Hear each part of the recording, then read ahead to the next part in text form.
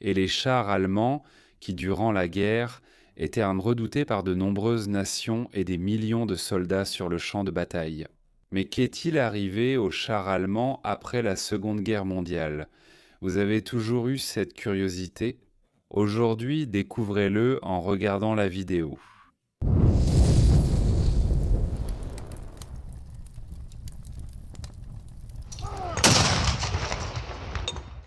Aujourd'hui, nous allons parler du destin de certains des véhicules les plus célèbres du XXe siècle. Avant de commencer à vous en parler, je veux annoncer que mon premier livre a été publié et qu'il est maintenant disponible à l'achat. Et il s'appelle L'atome comme arme. Regardez, ne ratez pas l'occasion de garantir déjà votre exemplaire, parce qu'il sera vendu sur Amazon, mais à un prix un peu plus élevé dans les prochains jours. Alors, c'est votre chance de l'obtenir maintenant à un prix promotionnel, directement via le lien dans la description ou aussi par le QR code, qui est juste ici. J'espère que vous aimerez mon premier livre chez SDG Books, qui va sortir d'autres titres dans les prochains mois. Restez attentifs. Et passons à notre histoire. Cette scène de 1943 à 1945 était très fréquente. Une colonne de ravitaillement américaine alliée passant par la route. Et un véhicule blindé allemand, un char ou une autre classe, tout simplement détruit sur le bord de la route. Et bien sûr, ces véhicules n'ont pas forcément été détruits sur le bord des routes, mais celui-ci, c'est le premier traitement qu'on appliquait à ces épaves. Un grand véhicule de remorquage était amené sur place et retirait ces véhicules du milieu de la route, là où ils se trouvaient probablement lorsqu'ils ont été touchés. Et il les pousse sur le côté, libérant ainsi la circulation sur la route pour les camions américains. Très bien. Les chars allemands, considérés en 1940 comme l'arme la plus redoutée du monde, ont commencé la Seconde Guerre mondiale ainsi. Et c'est justement ce véhicule ici, le Panzerkampfwagen FIA ou Panzer IV le char, qui a été fabriqué et utilisé du premier au dernier jour de la guerre par les Allemands, qui a connu un immense ensemble d'innovations. Surtout pour l'arme principale, d'abord un canon court de 75 mm, puis remplacé par le canon long canonné Vorpanzer Kampfwagen 40. Il a aussi reçu un renforcement notable du blindage latéral, notamment avec ce blindage séparé du principal. Et cela s'appelait Schützen, une sorte de rideau. Des milliers de véhicules allemands ont été détruits, en particulier après l'invasion de la Normandie jusqu'à la fin de la guerre, par l'immense nombre d'avions d'attaque alliés qui réduisaient littéralement ces chars en miettes sur le terrain. Un exemple clair s'est produit près de Falaise, à la fin de la campagne de Normandie, lors de la fermeture de la poche de Falaise. Donc là-bas, nous avons eu des centaines, des milliers de véhicules allemands complètement détruits, laissant des scènes semblables à celle-ci. L'une des premières destinations de ces véhicules allemands, bien que dans un nombre très réduit, a été celle-ci, ici. Parmi les premiers, certains ont été utilisés par les Alliés eux-mêmes. Ils ont été utilisés ici par des soldats américains, par exemple pour compléter leur propre arsenal. Après tout, ces véhicules ici étaient équipés d'armes de gros calibre et à grande vitesse, ce qui n'était pas vraiment courant dans les propres forces blindées américaines. Le canon standard des Sherman n'avait pas une très grande vitesse, ce qui faisait que beaucoup d'entre eux avaient non vraiment du mal à mettre hors de combat. Des chars lourds allemands. Donc dans ce cas ici, tu vois un Stug 3, n'est-ce pas? Le Sturmgeschütz 3, chasseur de chars allemand, fut le deuxième blindé le plus produit par l'Allemagne durant la Seconde Guerre mondiale. Il a perdu seulement face au Panzer IV et maintenant il est retourné et utilisé contre les Allemands eux-mêmes. Et ici, avec les petites étoiles blanches américaines, pour qu'il soit bien clair que c'est un véhicule américain et pour ne pas attirer le feu des propres soldats américains. Donc on peut compter par centaines le nombre de véhicules blindés allemands, de chars et d'autres véhicules qui ont été utilisés par les Américains dans les derniers mois de la guerre. Mais bien sûr, une fois que cette situation est contournée, avec l'arrivée de nombreux véhicules blindés équipés d'armes de gros calibre comme les Sherman Easy 8 et aussi avec la fin de la guerre, ce scénario n'est plus observé. Et le destin réel de la majorité, et je dirais de l'immense majorité, des chars allemands qui ont été mis hors de combat pendant la Seconde Guerre mondiale, c'était celui-ci, aller dans l'une des grandes cours de dépôt de véhicules ennemis, mis hors de combat, détruits, n'est-ce pas? Alors, la première chose qui arrivait à ces véhicules qui restaient sur le champ de bataille, et cela pouvait se produire des semaines après qu'ils aient été mis hors de combat, c'est que ces véhicules étaient d'abord inspectés par des unités d'inhumation, des unités médicales et d'inhumation. Car la plupart de ces véhicules contenaient des restes humains, n'est-ce pas?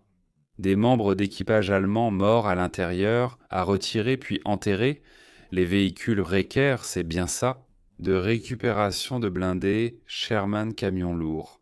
Ils ramenèrent ces épaves jusqu'à une de ces cours. Ici, il y en avait plein, n'est-ce pas? En Europe, donc, ces véhicules étaient enclassés selon l'intérêt des services de renseignement, c'est-à-dire des véhicules bien conservés et de modèles assez récents, n'est-ce pas? De modèles assez récents. Ils étaient emmenés en Angleterre, ils étaient emmenés aux États-Unis pour être évalués, mais le reste finissait simplement par être démonté pour être classé.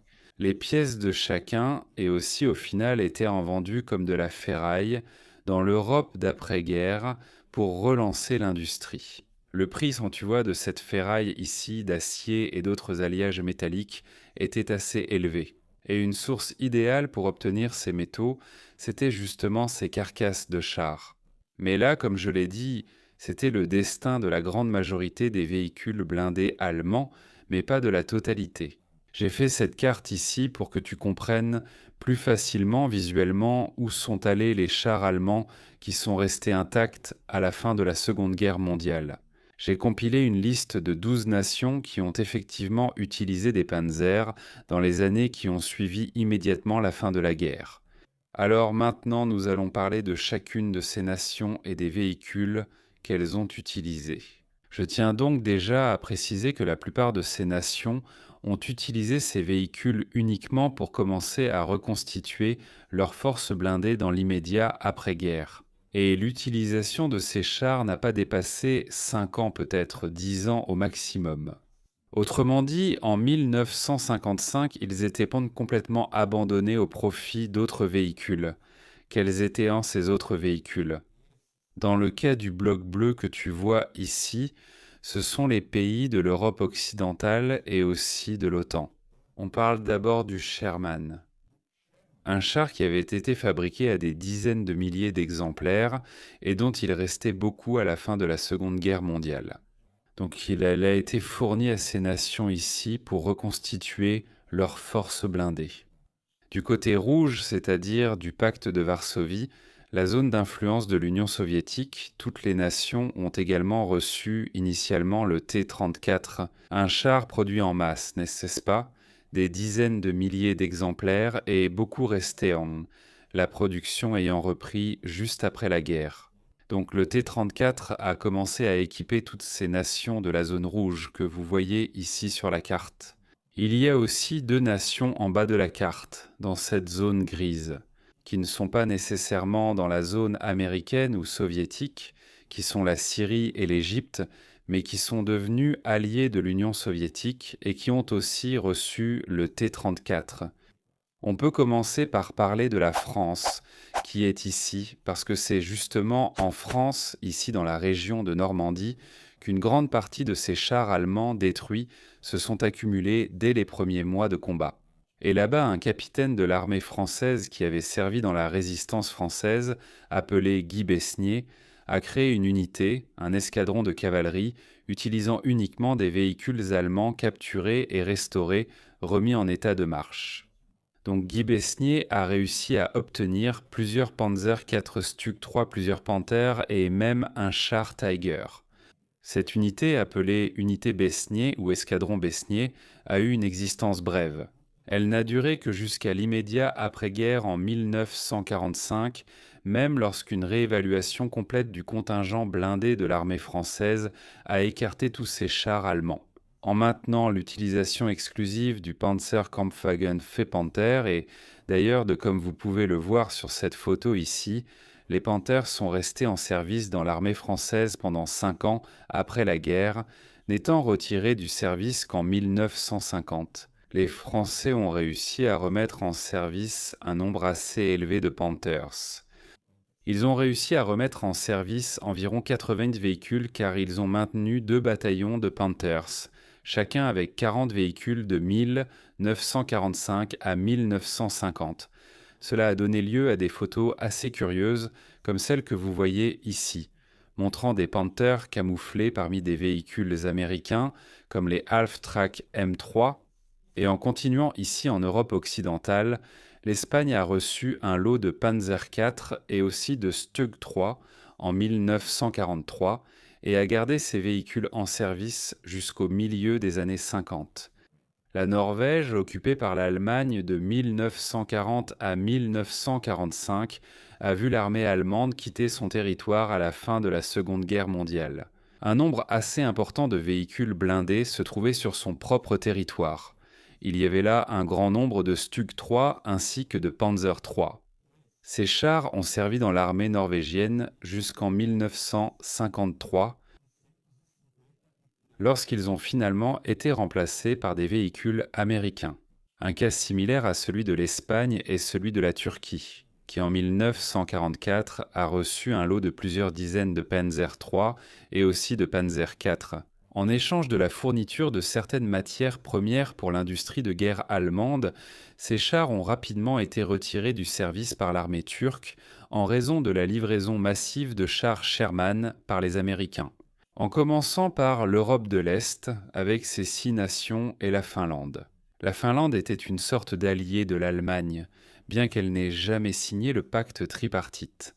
Et les Allemands ont fini par vendre aux Finlandais un lot de Stug III, et aussi de Panzer IV en 1944. Comme c'était un pays qui n'avait pas d'alliance formelle, ni avec l'Union soviétique, ni avec l'Occident. Les Finlandais ont gardé ces chars comme le cœur de leurs forces blindées, ainsi que divers véhicules blindés soviétiques capturés au combat.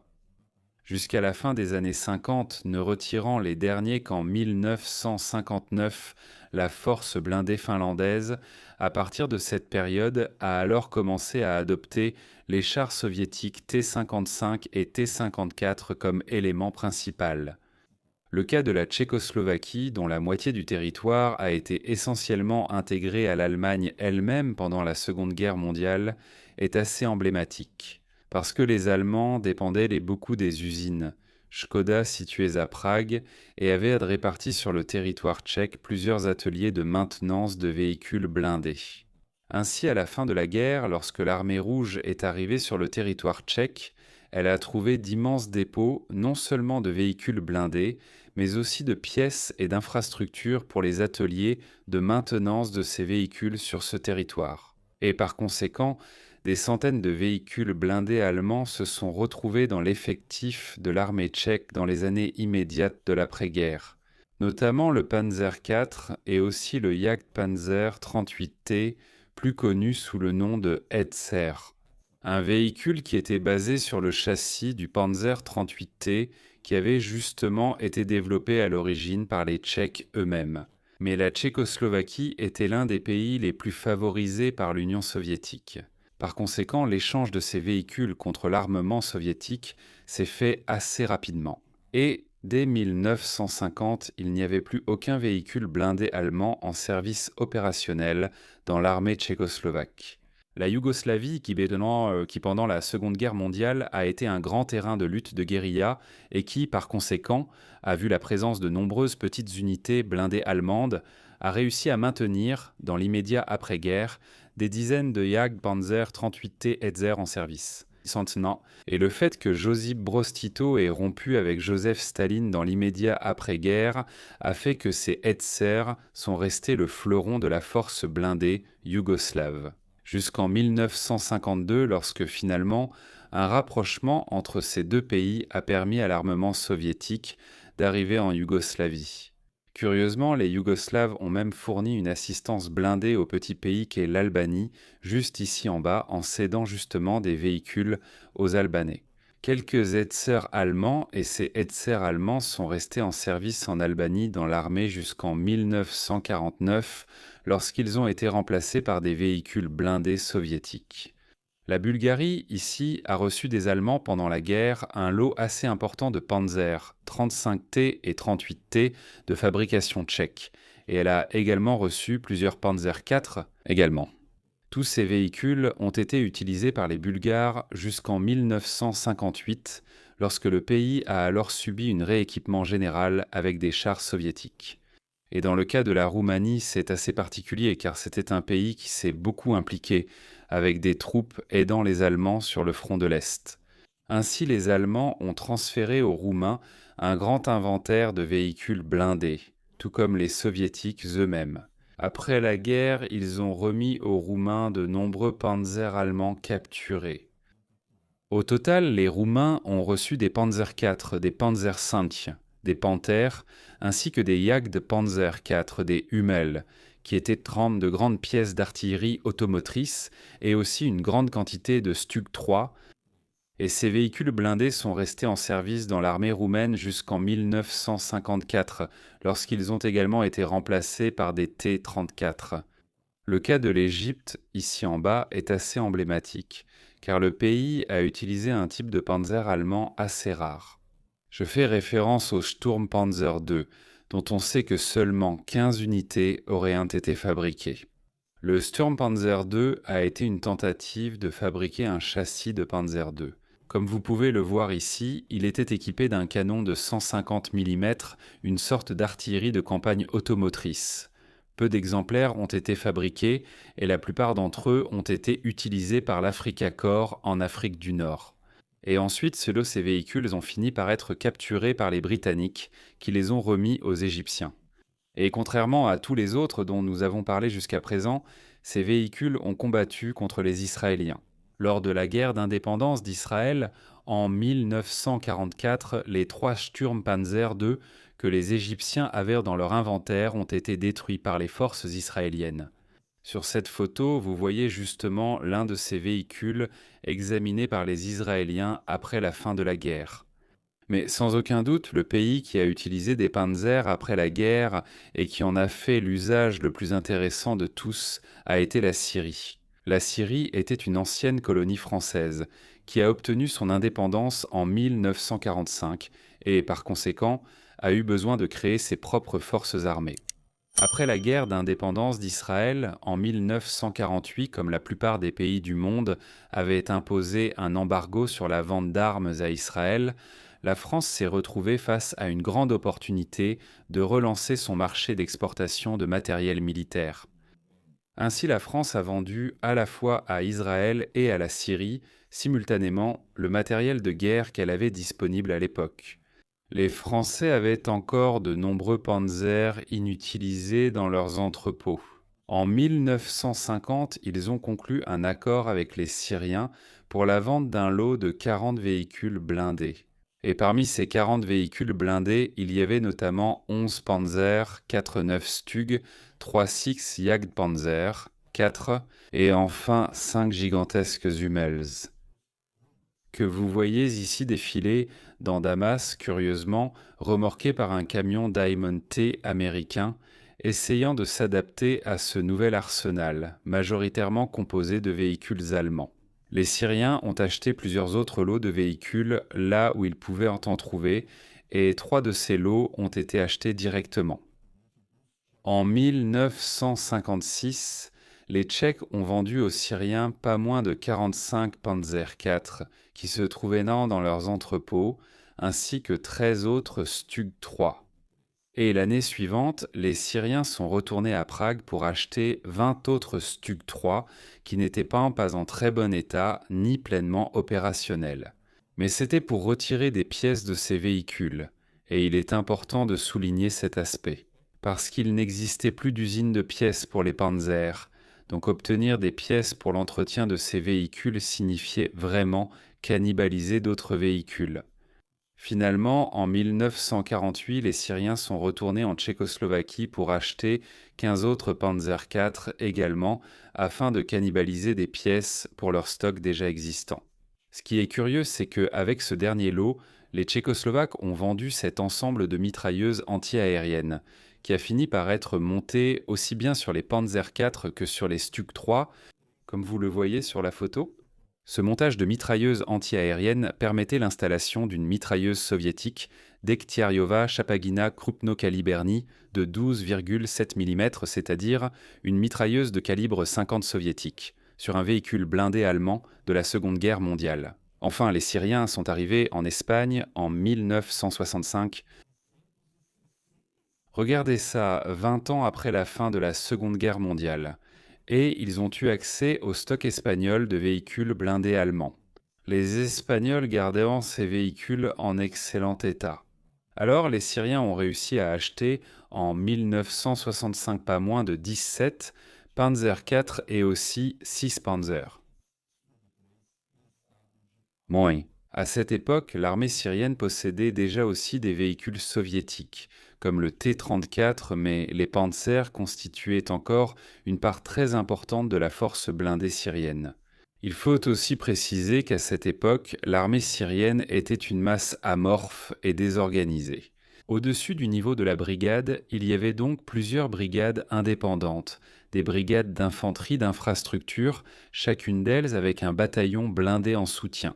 C'est ce bataillon blindé de soutien qui organisait alors les Panzer IV et aussi les Stug III. Les Six Jagdpanzer IV que les Syriens possédaient opéraient au sein d'un peloton blindé indépendant. Mais on n'a aucune idée de la façon dont les Hummel syriens ont été organisés et utilisés par eux. Positionnés au sommet des collines du Golan, qui étaient encore sous contrôle syrien au début des années 60, dans des positions préparées comme celles que vous voyez ici, ces véhicules n'étaient pas nécessairement enterrés pour être utilisés comme tourelles de tir fixe, comme beaucoup de gens le disent, certains l'ont été en effet, mais pas tous. Ce Panzer IV ici, par exemple, tirait sur les champs agricoles israéliens en bas, dans la vallée du Jourdain, au début des années 60, et riposter contre ces chars était assez difficile, car l'angle de tir était très défavorable en venant d'en bas. Alors, en 1964, il y a eu cette série d'escarmouches entre les forces blindées syriennes et israéliennes, connue sous le nom de guerre de l'eau. Cette guerre de l'eau s'est intensifiée en 1965 lorsque la Syrie a annoncé qu'elle détournerait 35% du débit d'eau du Jourdain qui traversait le territoire israélien. Justement pour provoquer une pénurie d'eau en Israël, les travaux syriens visant à détourner le Jourdain ont alors commencé à subir des attaques d'artillerie israélienne, et les ouvriers de ces chantiers étaient également la cible de snipers israéliens. Face à cette situation tendue, l'Organisation des Nations Unies a demandé aux deux forces de s'éloigner de la frontière. Les Syriens ont alors retiré les Panzer IV du sommet de la montagne, mais après le départ de l'Organisation des Nations Unies de la région, les Panzer IV sont revenus occuper exactement les mêmes positions. Et le 5 juin 1967. Les Israéliens ont alors lancé la guerre des 6 jours, attaquant les forces égyptiennes dans la péninsule du Sinaï, avec une attaque aérienne ainsi qu'une offensive terrestre menée par des forces blindées. Extrêmement réussie. Le problème fut le suivant. Pendant ce premier jour, le 5 juin 1967, alors que les avant-gardes israéliennes poursuivaient les Égyptiens ici dans la péninsule du Sinaï, la radio égyptienne du Caire diffusait de fausses informations sur des victoires égyptiennes contre les forces israéliennes. Et cela a poussé les commandants syriens, là-bas à Damas, à s'enthousiasmer du jour au lendemain pour entrer en guerre contre les Israéliens. Et ce qui s'est passé, c'est que à minuit, dans la nuit du 5 au 6 juin, ce commandement syrien, là à Damas, a émis des ordres de mobilisation pour les troupes syriennes qui se trouvaient ici à la frontière avec Israël, sur les hauteurs du Golan. Et ces troupes ont reçu des ordres totalement infondés, sans aucun type de planification préalable, d'attaquer simplement les Israéliens à l'aube du 6. Alors, les Panzer IV et les Stug III sont partis pour leur dernière offensive de l'histoire. Au mois de juin de l'année 1967, plus de 2 décennies après la chute du Troisième Reich. Ce qui s'est passé immédiatement, c'est que les Syriens ont avancé de manière complètement précipitée et désorganisée, réussissant seulement à occuper une portion de 3 km du territoire israélien. Avant que, le lendemain, les avant-gardes israéliennes ne les repoussent de nouveau à la frontière d'origine. Mais le 8 juin, la majeure partie des troupes israéliennes, qui avaient réussi à vaincre les Égyptiens dans le Sinaï, fit demi-tour et se dirigea vers le nord de son territoire. Et le lendemain, le 9 juin serait marqué par un immense désastre pour l'armée syrienne et pour la dernière force panzer du monde. Le 10 juin 1967, les Israéliens lancèrent une féroce offensive blindée contre les hauteurs du Golan, balayant tout simplement l'armée syrienne sur leur passage. Au cours des 15 heures suivantes, on estime que l'armée syrienne a perdu 25% de son contingent de véhicules blindés en seulement 15 heures. Et bien sûr, elle a perdu la majorité de ses Panzer IV ainsi que de ses Stock 3. En fait, le choc a été si grand pour Damas qu'à minuit ce jour-là, entre le 10 et le 11 juin, les deux pays, Israël et la Syrie, ont signé un cessez-le-feu sur la force des 25 Panzer IV que la Syrie possédait au début de la guerre. Ils ont perdu 10 véhicules détruits par les Israéliens au combat et 4 autres Panzer IV ont été capturés intacts par les Israéliens et emmenés en Israël comme trophées de guerre. Dans le cas des Stug, il y avait 24 véhicules que la Syrie maintenait opérationnels à cette époque, et les Israéliens ont revendiqué la destruction de 3 de ces véhicules, bien que l'on soupçonne que ce nombre soit bien plus élevé. Les Israéliens ont également capturé un Stug 3 intact et l'ont emmené en Israël.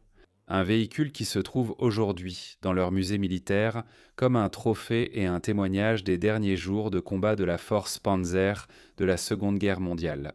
Cette photo-ci prouve qu'un des Jagdpanzer 4 syriens a également été mis hors de combat par les Israéliens pendant la guerre des 6 jours, mais le sort des 5 autres Jagdpanzer syriens reste inconnu. Pendant des décennies, on pensait que ces véhicules avaient été mis en stockage. Durant la guerre du Golfe en 1991, la Syrie et les États-Unis sont brièvement devenus alliés contre l'Irak. Les Syriens ont déclaré que ces 5 Jagdpanzer étaient en stockage dans leurs réserves blindées. Le roi Hussein de Jordanie, qui était un passionné d'histoire des blindés, a tenté d'acheter ces Jagdpanzer IV pour sa collection personnelle, mais il n'a jamais réussi. Et pendant la guerre civile syrienne, il a été dit que ces 5 Jagdpanzer ont malheureusement été détruits lors des combats qui ont ravagé le pays. Le sort des Hummel syriens est également totalement inconnu. Bien qu'on soupçonne que les véhicules aient été détruits par des tirs de contre-batterie israéliens, c'est-à-dire que l'artillerie israélienne a frappé ces batteries de Hummel syriens pendant la guerre, détruisant ainsi les 5 véhicules. La guerre des 6 jours en 1967 fut le dernier affrontement de la force Panzer allemande de la Seconde Guerre mondiale. Bien que certains auteurs affirment que des tourelles de Panzer IV sont restées en action sur la ligne de front jusqu'à la guerre du Kippour en 1973, voici un exemplaire de Panzer IV capturé aux Syriens par les Israéliens et qui est aujourd'hui exposé dans leur musée militaire. Et au moins un exemplaire des Panzer IV syriens capturés en 1967 a été vendu à un collectionneur américain et est aujourd'hui exposé aux États-Unis.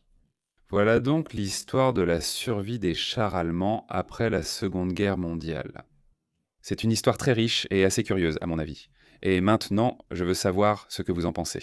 Alors, connaissiez-vous déjà cette histoire des panzers allemands en combat après la Seconde Guerre mondiale, ou est-ce une totale nouveauté pour vous? Indiquez-le en commentaire. N'oubliez pas d'obtenir votre exemplaire de Watomo comme arme. En scannant ce QR code, vous accédez à la boutique Weclap pour l'acheter en promotion. J'espère que vous passerez un bon moment en lisant et en apprenant. Si vous avez aimé cette vidéo, partagez-la avec vos amis, mais mettez aussi un pouce bleu et abonnez-vous à la salle de guerre pour ne rien manquer. Je vais m'arrêter ici et je vous remercie encore une fois pour votre audience et une grosse accolade de la salle de guerre.